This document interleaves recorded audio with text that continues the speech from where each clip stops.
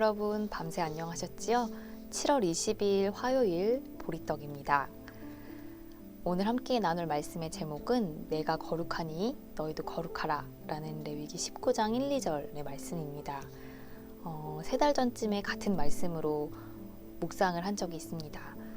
거룩한 삶이 무엇인지, 구별된 삶을 산다는 것이 무엇인지 그 시간에 생각해보는 시간을 가졌었는데요. 오늘은 그 뒤에 이어지는 말씀들이 어떤 내용인지를 더 구체적으로 살펴보면서 어떻게 우리 일상에서 하나님의 성품, 하나님의 거룩함을 닮은 사람으로 살 수 있을지를 고민해보고자 합니다. 레위기 19장 1절에서 10절입니다. 기장 총회교육원에 나오는 말씀과 삶으로는 33페이지를 참고하시면 됩니다. 주님께서 모세에게 말씀하셨다. 이스라엘 자손 온 회중에게 말하여라. 너는 그들에게 이렇게 일러라. 너희 하나님인 나 주가 거룩하니 너희도 거룩해야 한다. 너희는 저마다 어머니와 아버지를 공경하여라. 너희는 또 내가 명한 여러 안식일을 다 지켜라. 내가 주 너희의 하나님이다. 너희는 우상들을 의지해서는 안 된다. 쇠를 녹여 너희가 섬길 신상들을 만들어서도 안 된다. 내가 주 너희의 하나님이다. 너희가 나 주에게 화목제로 희생제물을 가져올 때에는 너희가 드리는 그 제사를 나 주가 즐거이 받게 드려라. 제물은 너희가 나 주에게 바친 그날로 다 먹어야 하지만 그 다음 날까지는 두고 먹어도 된다. 그러나 사흘째 되는 날까지 남는 것은 불에 태워버려야 한다. 사흘째 되는 날에 그 남은 제물을 먹으면 그 행위 자체가 역겨운 일이다. 제물의 효력이 없어지고 말 것이다. 날 지난 제물을 먹는 사람은 누구나 벌을 면하지 못한다. 나 주에게 바친 거룩한 것을 그가 더럽혔기 때문이다. 그런 사람은 자기 백성에게서 끊어질 것이다. 밭에서 난 곡식을 거두어 드릴 때에는 밭 구석구석까지 다 거두어 드려서는 안 된다. 거두어 드린 다음에 떨어진 이삭을 주어서도 안 된다. 포도를 딸 때에도 모조리 따서는 안 된다. 포도밭에 떨어진 포도도 주어서는 안 된다. 가난한 사람들과 나그네 신세인 외국 사람들이 줍게 그것들을 남겨두어야 한다. 내가 주 너희의 하나님이다. 아멘. 오늘 함께 읽은 레위기의 말씀은 성결법전이라고 부르는 말씀입니다. 성결법전은 말 그대로 거룩한 삶을 위한 규례들을 우리에게 알려주고 있습니다. 그런데 내가 거룩하니 너희도 거룩하라 라는 이 말씀 뒤에 바로 따라오는 구절이 어려운 제사 규례나 기도 방법 등이 아니라 부모를 공경하라는 말씀입니다. 거룩한 삶은 세상과 구별된 교회 생활을 위해서 애쓰는 삶이 아니라 오히려 일상에서 매일 마주하는 사람, 편하고 익숙한 사람에게 정성을 다하는 삶이다 라는 말로 들립니다. 그러면 다음 구절에 등장하는 안식일을 지키라는 명령, 이 명령은 주일 예배 시간, 모임 시간을 잘 지키라는 말인가요? 그보다는 정신없이 휩쓸려가는 시간 속에서 하나님이 이 모든 삶을 허락하셨다는 것을 잊지 않는 시간, 우리 존재가 어디로부터 비롯되었는지를 살피는 시간을 가지라는 말로 읽는 것이 더 좋을 것 같습니다.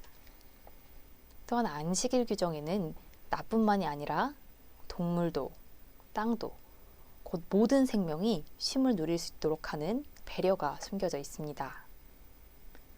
모든 존재가 평안을 누리면서 이 삶을 하나님이 주셨다는 것을 잊지 않도록 하는 것이 곧 우리를 거룩하게 하는 방법이라고 말하고 있는 것입니다. 나만 쉬는 것이 아니라 나와 온 생명이 함께 쉼을 누리는 것, 그것이 곧 안식일을 거룩하게 지키는 일입니다.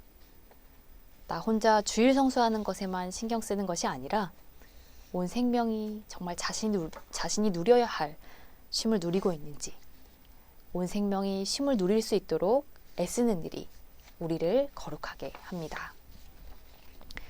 정리해보면 거룩한 삶이란 우리가 일상적으로 만나고 일상적으로 대하는 사람을 정성스럽게 대하고 습관적으로 의무적으로 지키고 있는 것들의 본래 의미를 잊지 않는 삶입니다.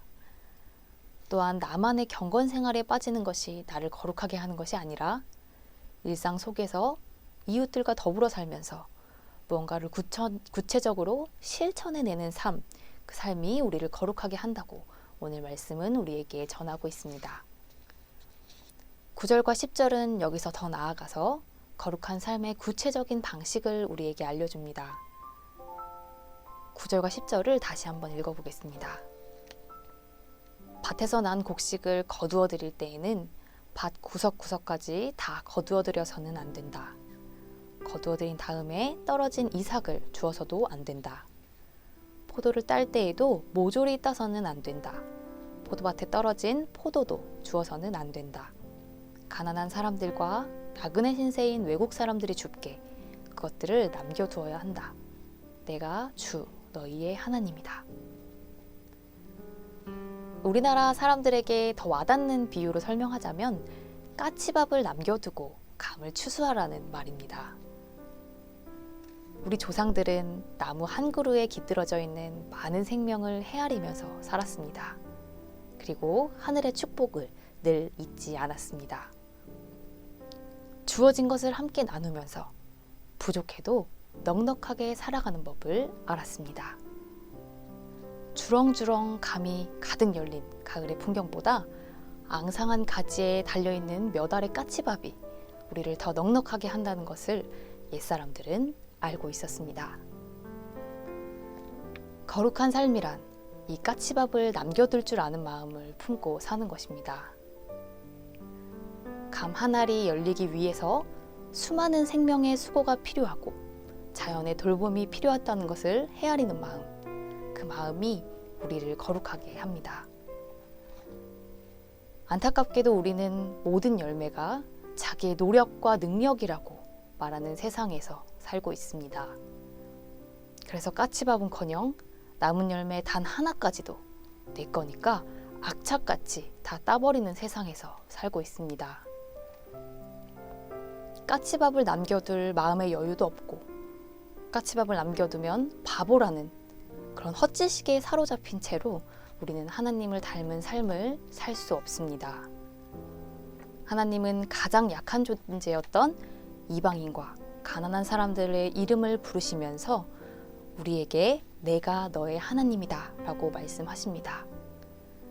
가장 약한 이들의 삶을 지켜내는 일, 그것은 나와는 상관없던 먼 곳에 계신 하나님을 나의 하나님으로 만나게 하는 일입니다. 우리는 이번 주일에 헌금을 모아서 에코팜이라는 곳에 4.1조를 드립니다. 이주 노동자 여성들, 난민 여성들의 삶을 지켜내는 이 일을 통해서 우리가 멀리 계신 하나님을 나의 하나님으로 만나고 진정으로 하나님의 거룩함을 담는 삶을 살 수 있게 되기를 바랍니다. 함께 기도하겠습니다. 거룩하신 하나님, 너희도 거룩하라는 주님의 명령을 우리가 올바르게 따르게 하소서. 일상에서 만나는 사람을 정성스럽게 대하며 하나님의 거룩함을 담는 삶을 살게 하시고 까치밥을 남겨놓는 넉넉함과 염치를 알게 하소서. 큰 소리로 기도를 드리고선 떨어진 이삭과 남은 포도 한 알까지 싹 쓸어버리는 어리석은 신앙을 갖지 않게 하시고 가장 약한 이들의 삶을 지키며 귀로만 듣던 하나님을 나의 하나님으로 만나게 하소서. 거룩하신 예수님 이름으로 기도드립니다. 아멘.